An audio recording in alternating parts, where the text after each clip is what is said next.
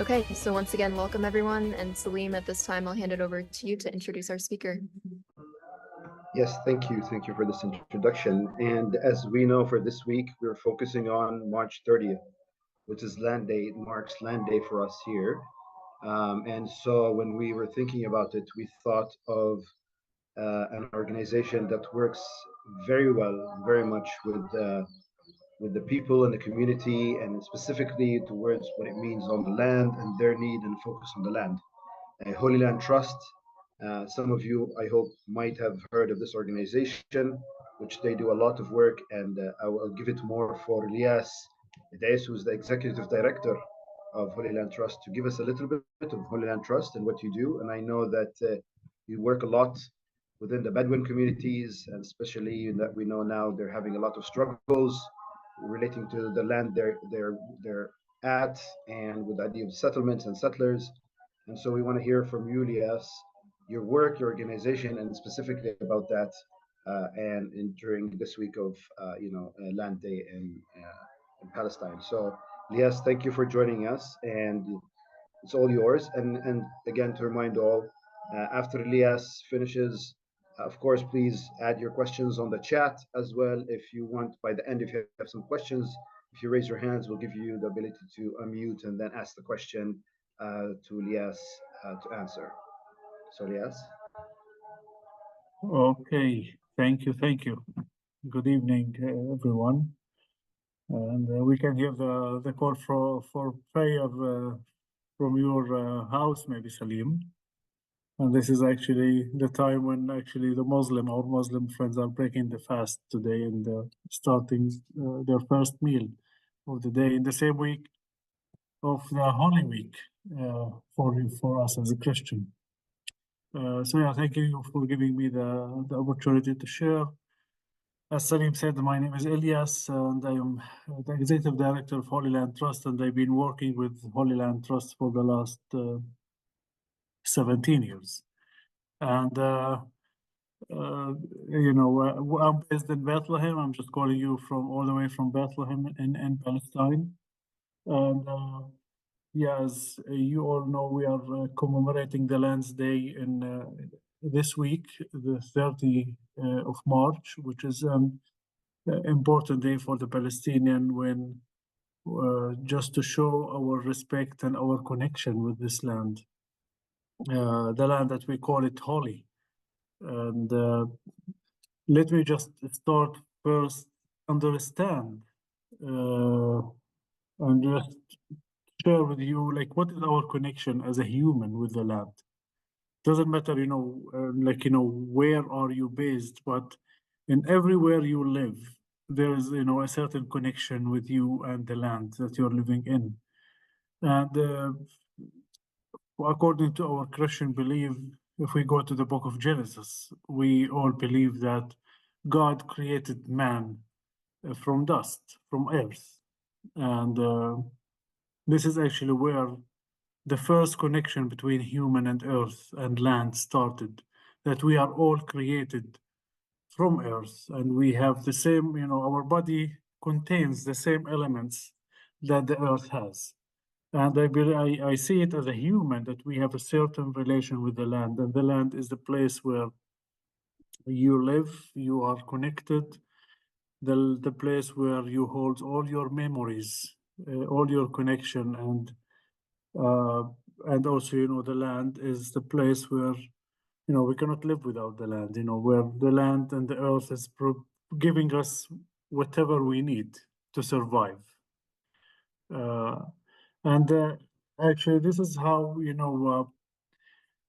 Holy Land Trust vision is based on that. Like, as an organization, as a small Palestinian organization that was founded in 1998, 25 years ago, that believes that all individuals and all communities, they have the right and they have to connect with the land and to live freely wherever you are based in this land, without any fear, without any violence, just to live based on accepting and respecting And if you look at the land where we are living in, well, we called it the Holy Land, and the land that all belief systems, and the three monotheistic religion has started here: Christian, Muslim, Jews. That we are all, being inhabitant in this land, and we have sacred history that all the individuals and the communities, they share the same value, that we call this land Holy Land. If you ask anyone, if you ask Muslim group or Christian or Jews, they call this land holy. So we are the trustees of the land. We, as people who are living here, we are the trustees, and we have the responsibility to respect and to accept each other belief system. So as an organization, as I said, we see all the communities, they have the right to live here, all the belief systems, like it doesn't matter what is your background. And for us as a Palestinian, Christians and Muslim, we fear we are being taken, and, disconnecting from our land, from all the, what's happening to the Palestinian today. The Israeli occupation in the West Bank is trying to separate and disconnect the communities from their land, from their relationship of our land. As a Christian living in the West Bank, I feel totally disconnected from my heritage sites and my religious sites that is located in Jerusalem, in the Sea of Galilee, where I have restrictions to travel and to go and to feel connected with my religious and sacred land that I feel connected to. That I feel, like I'm not, I feel there is something incomplete on me, that to practice my religion, that I'm totally disconnected, and people are putting restrictions that I'm not allowed to be in a certain geographical area just because of my identity. And this is why, that as an organization, we are trying to create the shared vision among all the communities in this land, that we call this land holy, and we are the trustees again of this land. That how can we respect and accept our belief system and our identities and our differences in a way that we all celebrate it together in a positive way, not in creating, divisions and borders. So as an organization, as I said, we focus on how can we reconnect people into the land and to give them dignity and to ensure resilience of people in their land. Because all the current policies and current Israeli military policies that is implemented, especially in the West Bank. Now I'm talking about the West Bank, that people are being displaced from their land. They've been prevented to use their land, or maybe and their land being taken. And the land for us as a Palestinian, and I'm sure for everyone, that as I mentioned before, it holds all our memories, and it holds a lot of memories and connection that we feel, like if you're taking our land, you're taking something part of our body and part of our life. This is how we are used as a community here to live in a certain geographical area where we believe we belong to. Like I introduce myself as I am Palestinian, I'm from Bethlehem. So Bethlehem as a geographical area is part of my identity, part of where I belong to. I belong to a safe, a place. I belong to a community. I belong to a culture. I belong to heritage, and the land is part of me, and part of my identity. And if you're trying to separate and disconnect the relationship between the land and the humans or the communities that they are living here, this is for us, it's a crime. And talking about, the organization and what we are doing on the ground. So as an organization, as I said, we've been working directly with different communities in this land to make sure that the resilience of people in their land, and also to empower them to have and to empower them to stay in their land, and also to create a shared vision that they can respect and accept others. So, for example, here in the Jordan Valley, and Salih mentioned the Bedouin communities. The Bedouin communities, they are they are very much attached to the land, because they are totally depend on the land, and they cannot live without being in the lands. Like the Bedouin communities, they are not, they don't have jobs or companies to work with. They are not employee. They are depending from they are depending on agriculture, and their sheep. They're grazing their sheep, and they sell all the products that they have, dairy products and agricultural products from their land. So recently in South Hebron Hills, for example, in the Bedouin communities there, they've been prevented by the Israeli military and the Israeli soldiers to go to the field, to the open field. And we know that March, now we are in the spring season, where the Bedouins, they grass their sheep. They take their sheep and animals for grazing in the field and in the open areas. And now they are being prevented to go to certain areas to with their animals and with their sheep. Sheep. So that means that we are putting restrictions on the Bedouin communities, that they are not allowed to practice their rights, and they are trying to isolate their the community and their connection with the land. So they are now surrounded. Like recently, they have confiscated hundreds of dunams in South Hebron Hills in different communities, like Al Khair community, that the land that they are using being announced as like a state land. And the state land means that they're gonna confiscate this land to use it for building settlements or for military purposes. And this means that they have that this Bedouin communities, they are stuck in a place where they are not able to move with their animals, and or like to practice their daily life. And we as an organization, we are trying to help and support those communities by providing them with whatever they need. Like now, we're providing them with food for the animals. They need at least, for example, like a Al Khair community, they need at least 18 ton of animal food, which is the fodder to feed their animals in this season.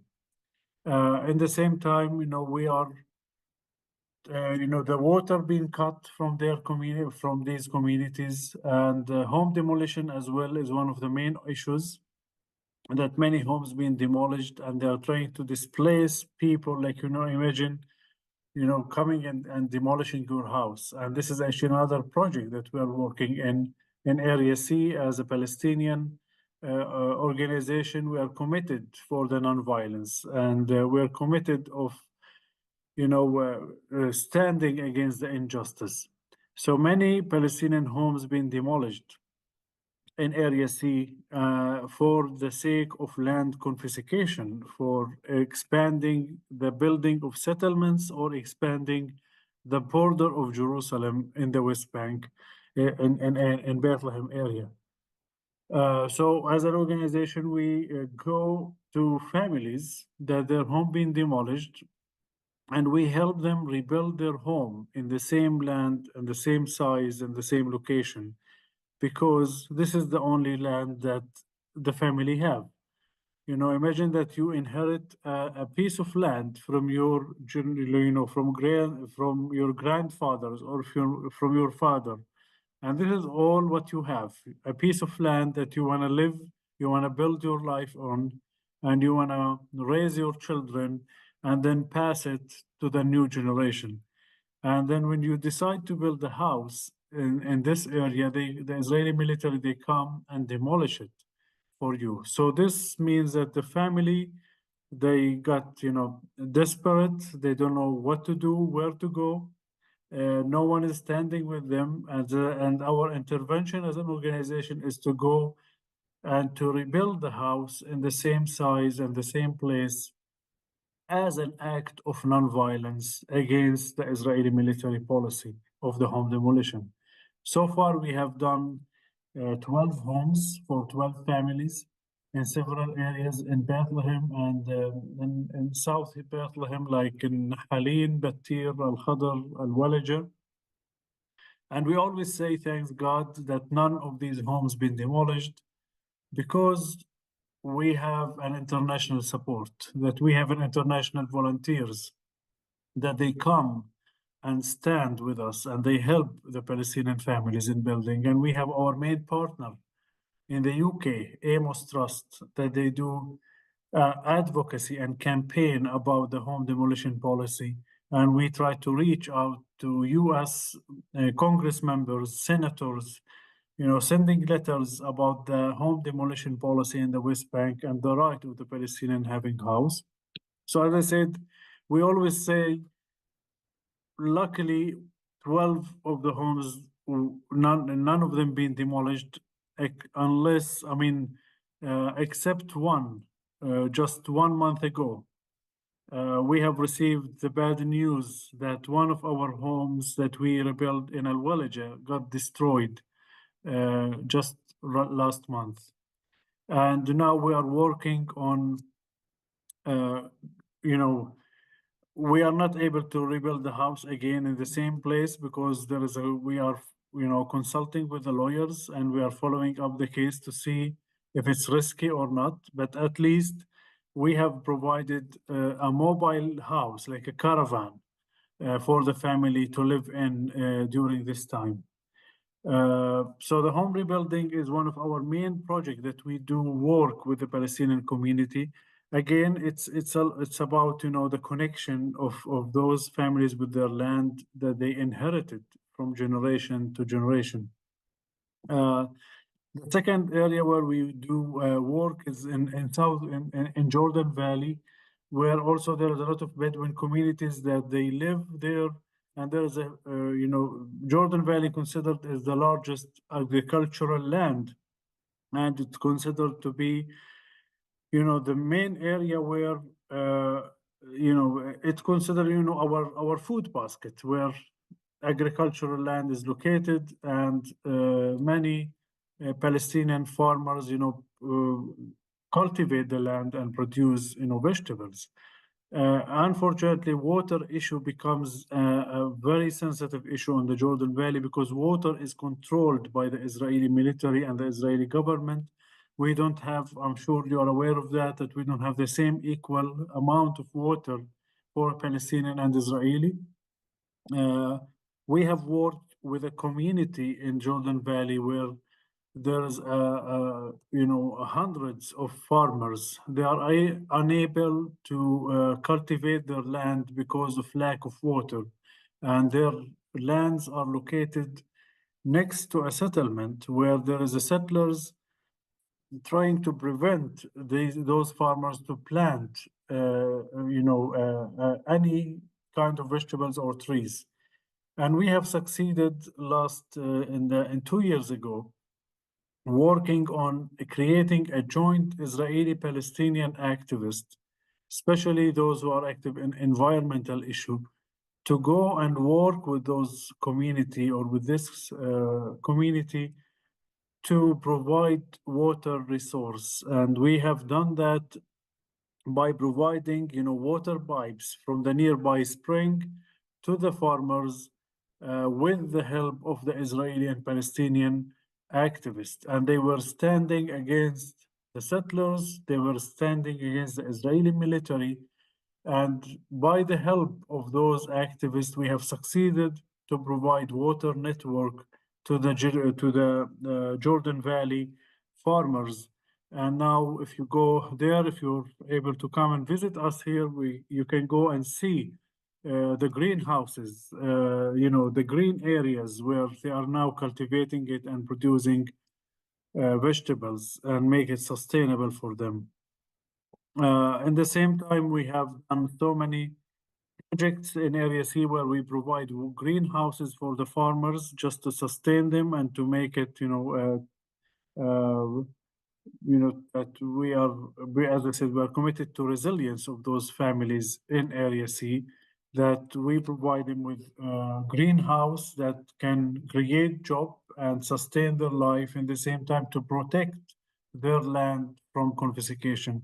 Because again, there is a law here that the Israeli military is using, that if you are not cultivating your land or using your land for more than 3 years, they can justify the confiscation, and they can come and say this is a state land, because they can prove that no action is taking the land, nobody is working in the land. So this is an excuse for the Israeli military to come and confiscate it according, to their military law, that is going to be a state land. So what we are trying to do is to create kind of action in the ground to enable the farmers and the Palestinian who have land to use it in a positive way, so they can protect the land from confiscation. So having a greenhouse in a land next to a settlement or under the Israeli military control, like in Area C, it can save the land, and any action, any presence in the land will be a protective presence. Uh, we have, done so many projects. Maybe I just have to look at it. We have many projects. I talked about the greenhouses, the home rebuilding, the South Hebron Hills.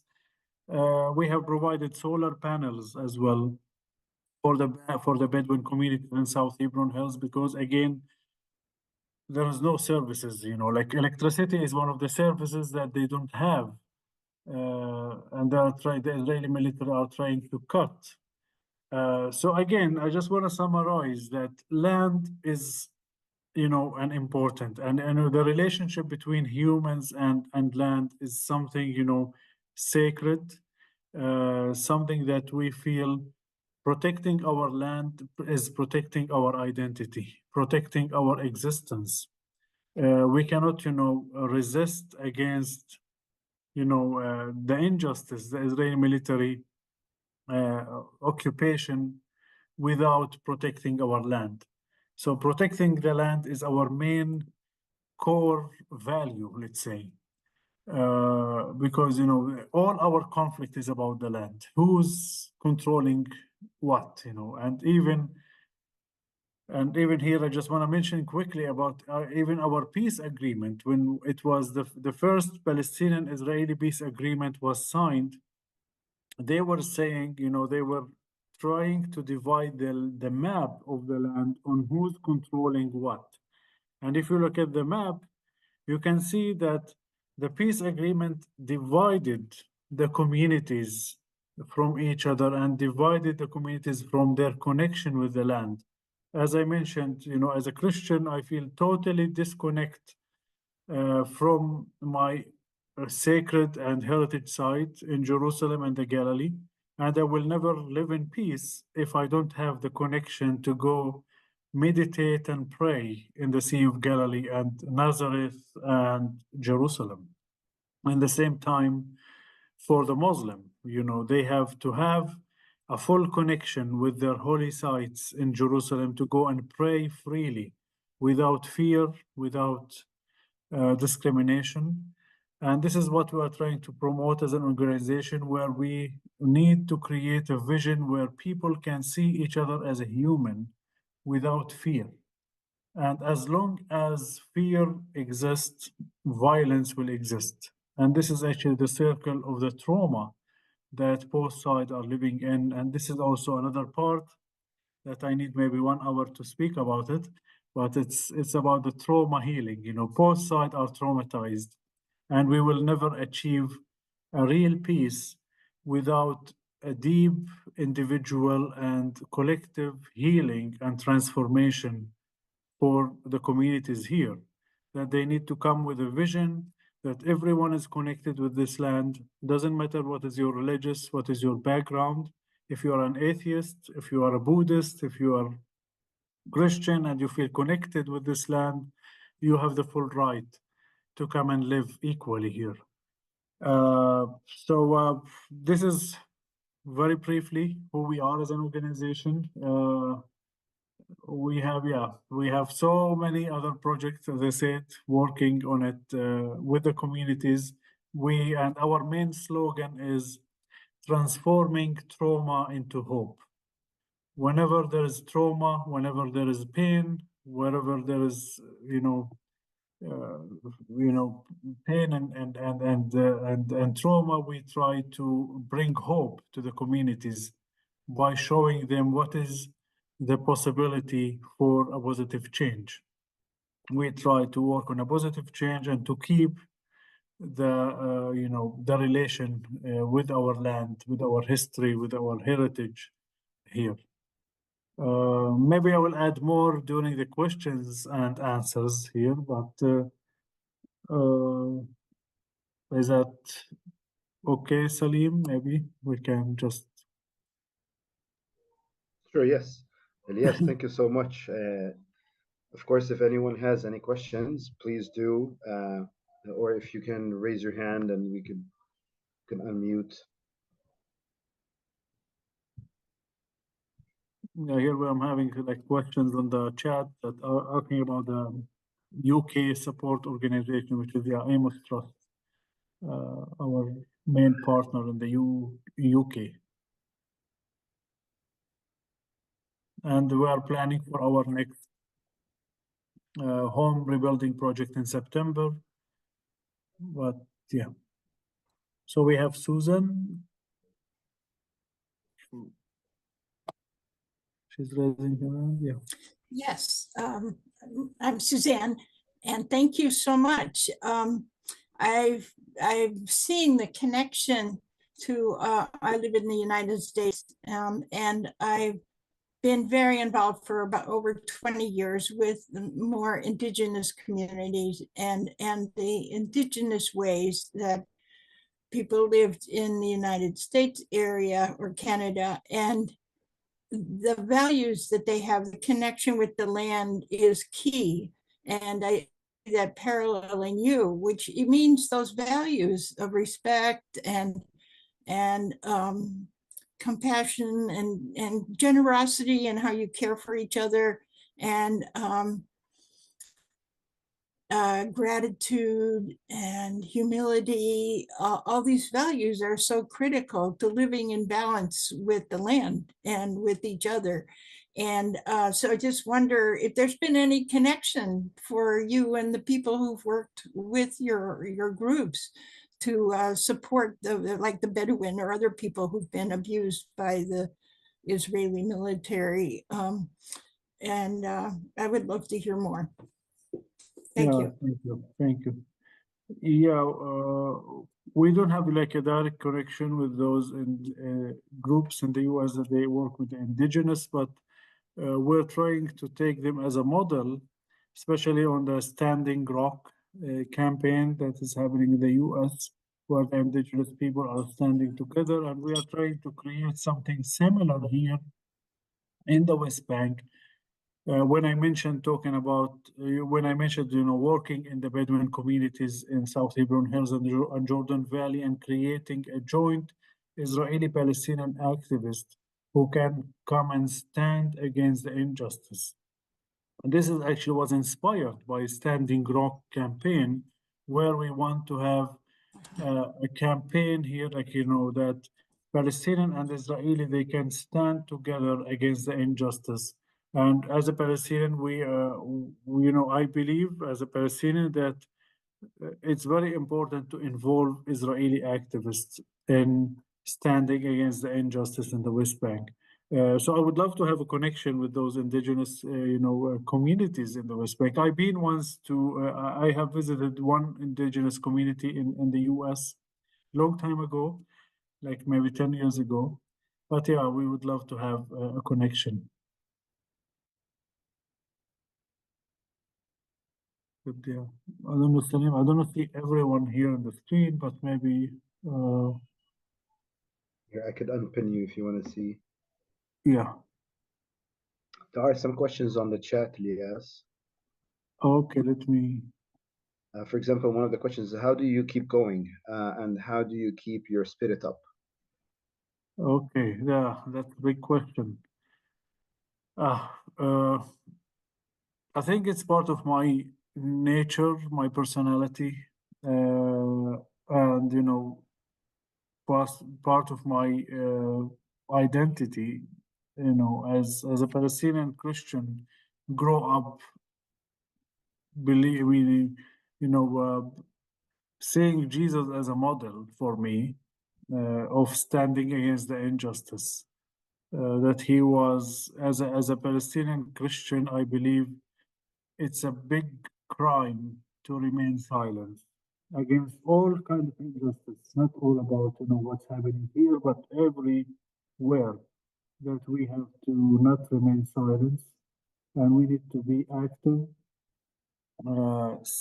sharing, raising our voices, standing against the injustice in all the means that we can. Everyone can do his part. It doesn't matter, where you live or what capacity do you have. Small drop in the ocean, that we can do a lot of things, like we have. And, I grew up, as on a Christian family that also believe that loving your enemy. And I got to understand what does it mean, loving your enemy, like 15 years ago, maybe. When I joined Holy Land Trust, I got to join a program where I get to understand what does it mean to love your enemy. Loving your enemy is not about, showing love or, respecting. It's not about, just going to someone that you are fighting with and give them a flower or a hug. It's a personal healing and transformation. And this is how I see you, where individual can be healed from their past, healed from their fear and trauma, and to see the future in a different way, like to respect and accept others' differences, and also to be proactive against the injustice. So it's all about, personal transformation, personal healing that people go through, and this is how I keep going, through meditation. I do meditate every day. I read the Bible. The Psalms is my favorite part, where I get a lot of courage. I get a lot of hope. So yeah, this is how I keep going, and having surrounded by really a supportive group of people is also helps me a lot. Thank you. Okay, so there's another question. Thanks, Ilya, that open up how I really feel. Okay. Do you have any interaction with Tent of Nations? Just we had coffee 2 days ago with the Hood. He's a very dear friend. He's one of our. Heck, but anyway, if I guess you could just do it on your at the home thing. That's a compromise. Judith, you need to mute yourself. There we go. Okay. So yeah, like Tent of Nation is our one of our strategic partner that we do work with the Hood Nassar at the Tent of Nation. Yeah, I just had coffee with him 2 days ago, and we're planning to do something in September in his land, like a playground for children, where we can use it in the future as a place to do children activities. Because now one of our main programs that we are working on is the art therapy program for kids. We are targeting kids from several communities that we use art as a way of healing their trauma. Like now, all children are traumatized, even adults are traumatized from the current situation. and the ongoing violence. And I think now art therapy is very much needed. That now, hopefully in July, we will start recruiting kids from different communities and do art therapy for them. And Tent of Nation will be one of our venues or location to do it. NECBA, AI NECBA application. So here's a question. I don't know really anything about the. I don't have much information about the I NECBA application. I don't know if Kaleem knows about it.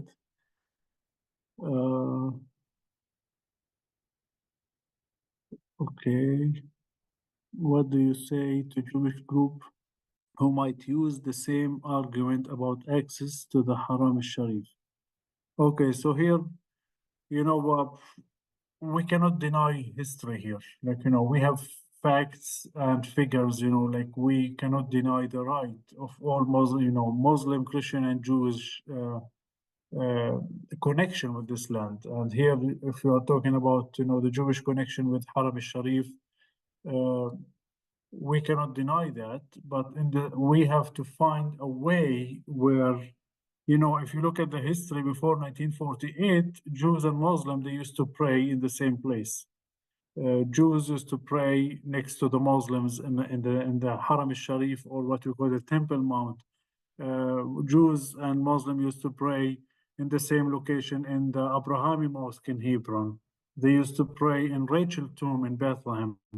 So the shared sites are, you know, it's the historical site and the sacred site is shared with everyone. It's not to manipulate and to dominate and to control the site for one group and ignoring the others. So I would love to see Jews, Muslim, and Christians are praying in the same place. Where I used to see that in Rachel Tomb before the separation took place, before building the wall. Now, as a Christian and a Muslim, I have no connection with Rachel Tomb. I don't know what's happening, you know, how it's look like. But before building the wall, Rachel Tomb was half synagogue and half mosque. So, and you can take this as an example for all the historical sites in the Holy Land. We cannot deny the right of the Jew. We cannot deny the right of the Muslim and the Christians. We have nothing to do. We have no problem with the Judaism. As Christians and Muslim, we believe Judaism is part of this community, but our problem is with the occupation, the separation, discrimination that is taking place in this land.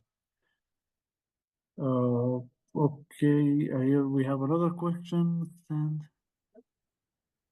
I think, Elias, we Yes. have maybe time for one more, so I'm gonna go ahead and choose Tan, Okay. just from this group as mainly an audience of internationals.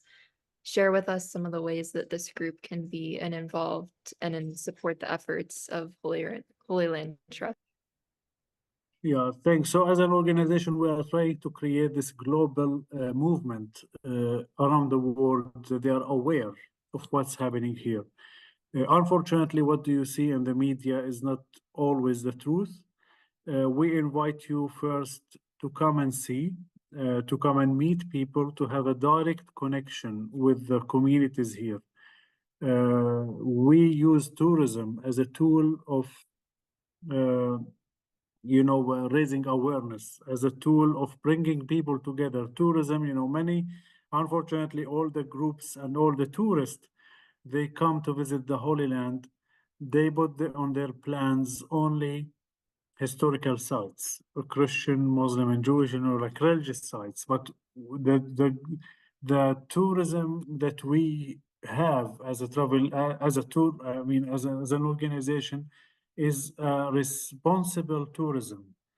We invite people to come and to live the same way that the local people are living, to come to our homes, to go to communities where nobody is actually going to in a spiritual tour, you know, to meet the living stones.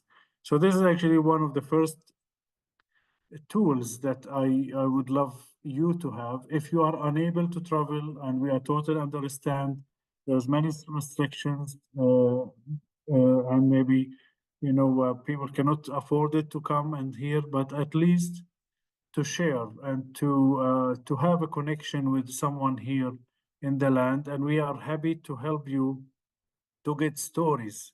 And our organization is all about sharing stories, uh, to send you stories from the people here, from the communities, and to share it with your friends. And maybe you can organize like a Zoom call for us to share with your communities, with your churches, with your synagogues, mosques, or universities.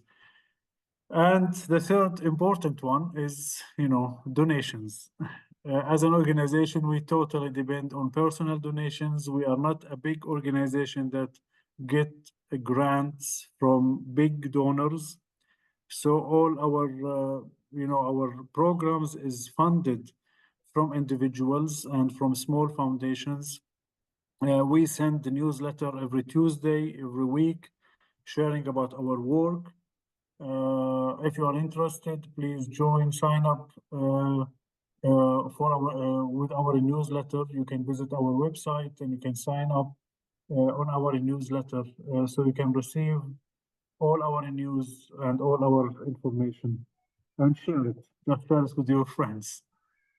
This is, how I see like you can be involved with us. Well, thank you, Lias, and thank you a lot. It was very informative. To give it time, I just want to add one quick question, one quick note, very quick one. He was talking about the Jordan Valley. 2 weeks ago, Smotrich, one of the ministers in Israel, who is actually the head of the settlements in the West Bank area, he just announced that they're gonna confiscate more land in the Jordan Valley. They decided to confiscate about 8,000 square kilometers, which is about 30,000 square miles of land in the Jordan Valley, so they could build more settlements. So that was just 2 weeks ago. Yeah, I heard that, and also, yeah, please don't forget praying for Gaza as well. We encourage you, we are also a part of our work in the West Bank. Now we are working very hard and directly with the communities in the West Bank, in Gaza, by providing them with food parcels and hot meals with our partners in Gaza and in the West Bank. So thank you for your also, for your support. I just shared my email. If you are interested to get more information, please feel free to email me, and I'll be happy to share any information that you need. Thank you, Elias.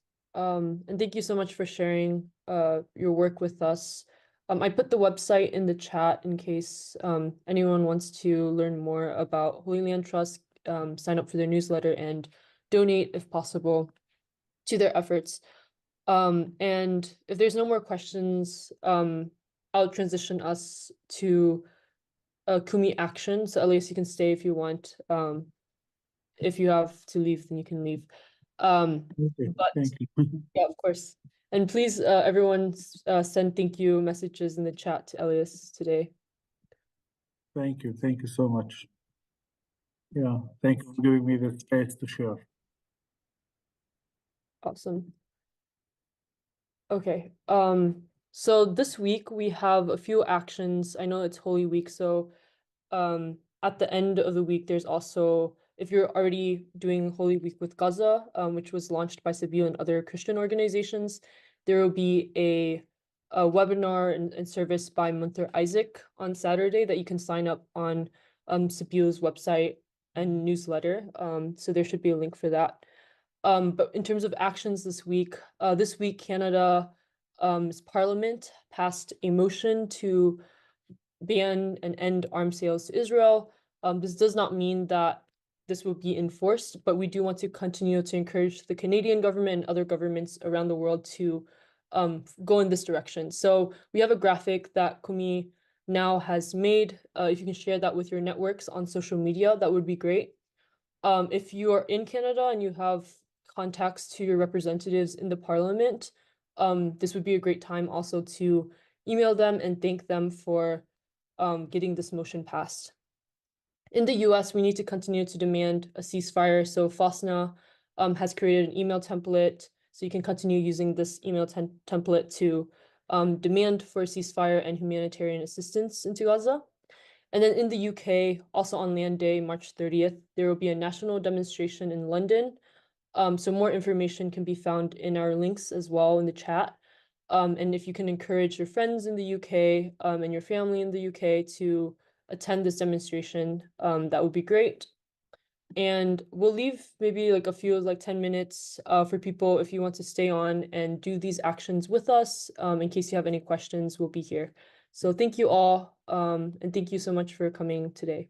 And you'll see more of my face in the upcoming weeks.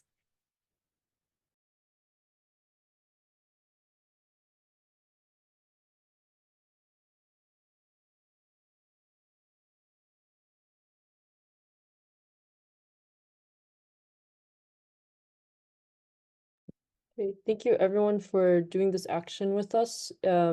If you haven't, or if you've already done some of the actions, we thank you. And then I know Randy just also messaged in the group chat about something, removing their signature to discharge petition number 9 for any Democratic representative in Congress if you're in the US. So keep in mind. So yeah, thank you everyone for coming, and we hope to see you next week.